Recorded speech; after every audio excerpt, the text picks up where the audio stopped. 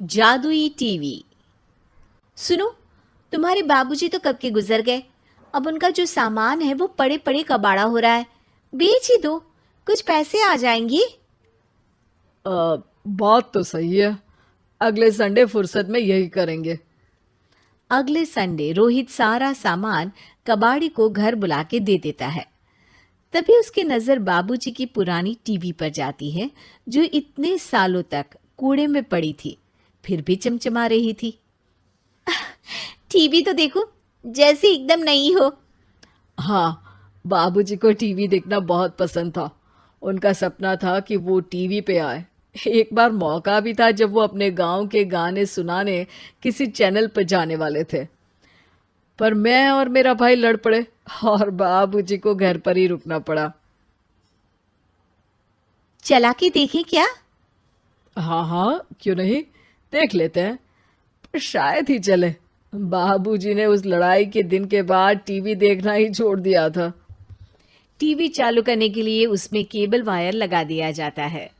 एक news channel चालू हो जाती है। स्वर्ग की सीढ़ी के रास्ते हैं तीन, तीनों के तीन रास्ते हैं संगीन। पहला रास्ता है सांप की बीन, दूसरा रास्ता घर में बिछा कालीन, तीसरा रास्ता कलकत्ता से चीन। ये क्या बकवास खबर है, कुछ अच्छा लगा दो। अरे आप बोलो तो सही, कोई अच्छी खबर सुना देता हूं। मेरा तो काम ही खबर देना है। अरे बाप रे, टीवी बात कर रही है। हाँ, ये न्यूज़ वाला मुझसे।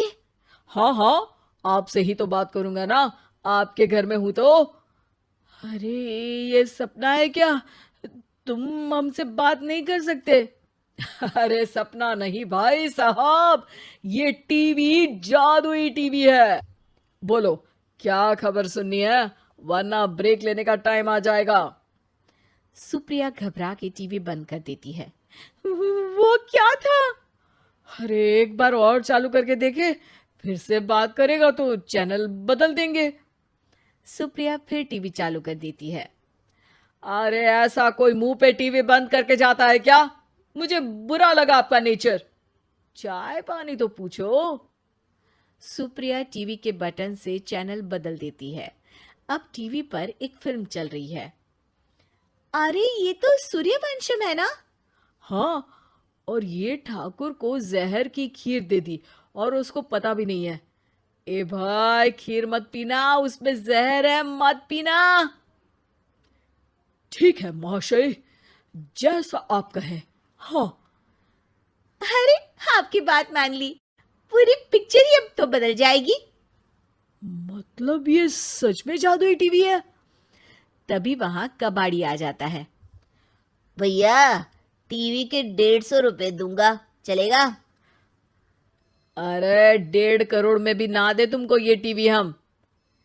अरे 1.5 करोड़ खरीदने को होते तो तुम्हारे घर में ये पानी चाय नहीं पीता, अंबानी या टाटा के घर बैठा कोल्ड कॉफी पीता। रोहित कबाड़ी का हिसाब करके उसे वहां से चलता करता है और अपने भाई शशिकांत को फोन लगा के बुलाता है।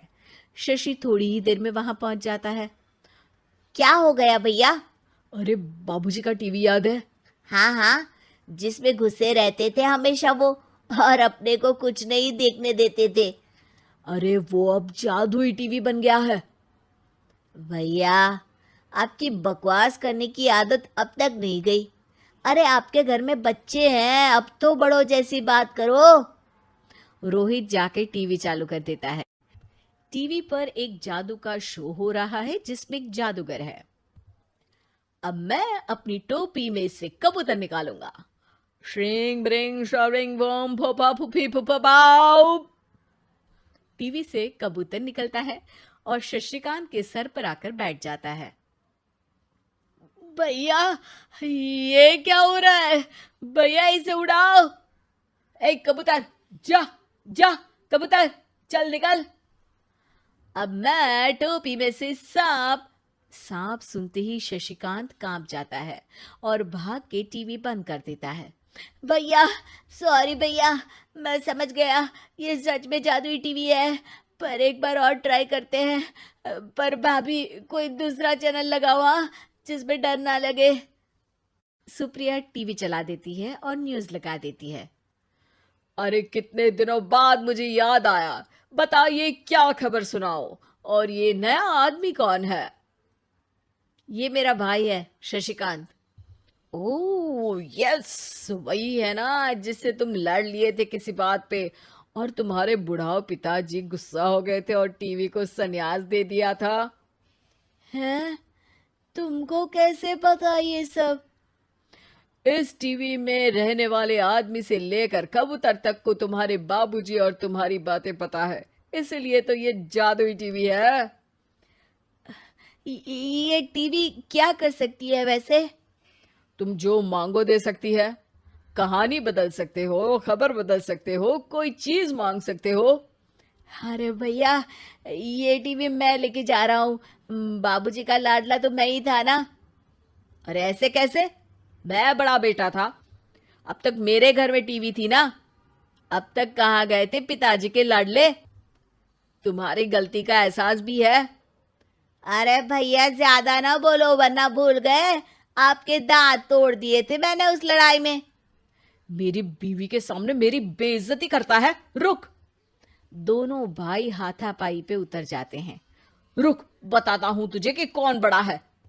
अरे छोटे का दम तो देख लीजिए आप। ये खबर आपके बाबूजी को देता हूं। तभी टीवी अचानक बंद हो जाता है। अरे शायद टीवी नाराज हो गया।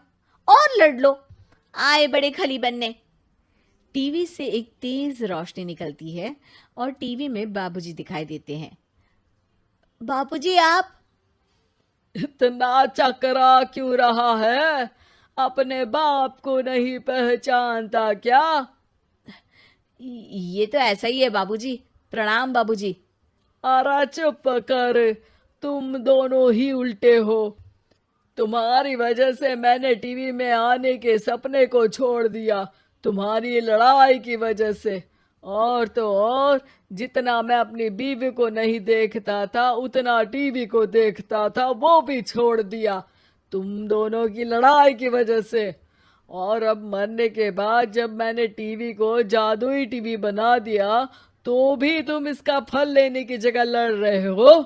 अरे तुम तो लायक ही नहीं हो, अब तुमको बाबा जी का ठुल्लू भी नहीं मिलेगा।